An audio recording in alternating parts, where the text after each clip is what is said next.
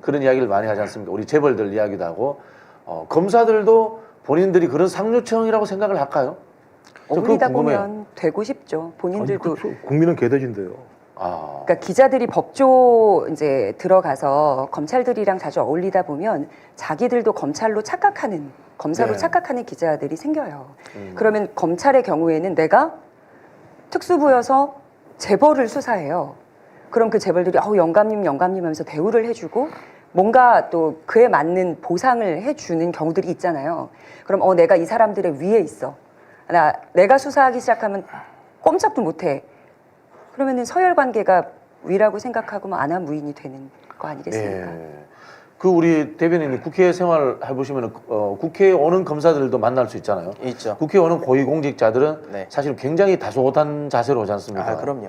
근데 실제로 그 사람들의 생활이라든가 세계관 자체는 내가 잠시 가서 고개 숙여주지만은 우리는 알고 보면 특권층이야.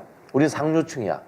뭐 이런 쪽에 젖어 있다고 봐야 되나요? 굉장히 심하죠. 이게 근데 이제 우리나라의 검사들이 너무나 무소불위의 권력을 가지고 있다 보니까 사실은 벌어지는 일이에요. 왜냐면은 우리나라 검사들은 뭐 기소 독점권뿐만이 아니라 이게 제일 문제는 이 사람들 처벌을 안 받거든요. 무슨 일을 벌어져도 처벌을 안 받아요. 심지어 피의자와 함께 룸사롱에서 양주를 먹었어도 빼주잖아요.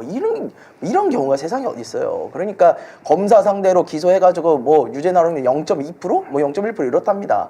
그러니까 이런 무소불위의 권력이 있으니 나를 누가 건드려 이거고, 지금 옆에서 말씀하신 대로 강민정 대변인 말씀하신 대로 재벌들 수사하다 보니까 재벌들 와서 나한테 숙이거든요. 네네. 그럼 내가 재벌보다 위인 거고. 근데 이게 사실 검사뿐만이 아니라 이렇게 권력을 가진 쪽에 있는 사람들이 많이들 그래요. 국회의원들도 그러고 네. 심지어 국회의원 보좌관들도 네. 국회의원의 그 위세를 등에 업고 호가호위하고요. 기자들도 마찬가지고요. 자기가 인터뷰를 하다 보면 그 사람이 내가 그 사람 급인 줄 알아요. 네. 그렇게 해가지고 하고. 근데 이런 부분들은 굉장히 위험하거든요. 근데 이 사람들이 사실은 정계에 많이 진출을 해요. 진출을 하는데 뭐가 필요하냐면, 그래서 이 사람들에 대한 필터링이 있어야 되고 이 사람들이 이 자신의 잘못된 사고관념을 바꾸는 계기가 필요한데 그게 사실은 선거입니다.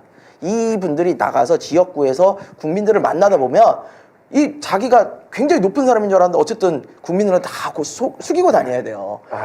고개를 들고 있으면 절대 당선이 안 되거든요. 그렇기 때문에 숙이고 하면서 많이 교정이 돼요. 내가 그런지 않는구나 이런 식으로.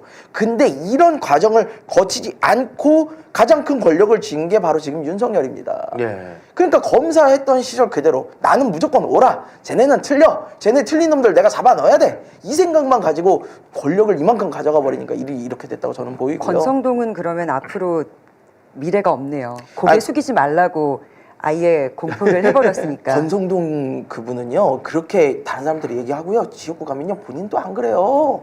지역구 가면은 또 이러고 다닙니다.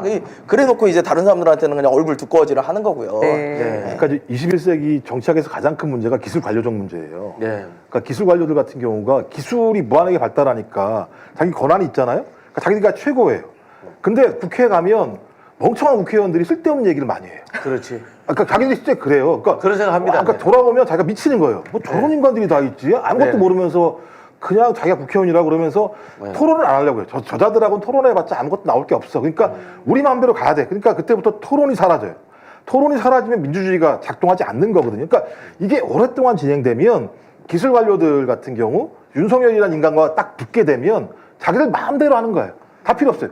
좋잖아요. 아무 얘기도 안 해도, 토론 안 해도 윤석열이 국회에서 통과돼 나오면 거부권. 얼마나 마음 편해요. 자기들은 지 마음대로 다 하는 거지. 그러니까 이게 기술 관료정이 21세기의 가장 중대한 문제 중에 하나인데, 문제는 기술은 엄청나게 발달하고 있으니까. 전 그래서 이 형태가 제가 볼 때 주술과 결합된 기술 관료정 같은 아주 기이한, 제가 볼 때는 뭐라고 해야 돼? 이거 같다. 아마 특이한 케이스의 국가 정부 형태라고 좀 보여져요. 지금 상황을 보면. 네.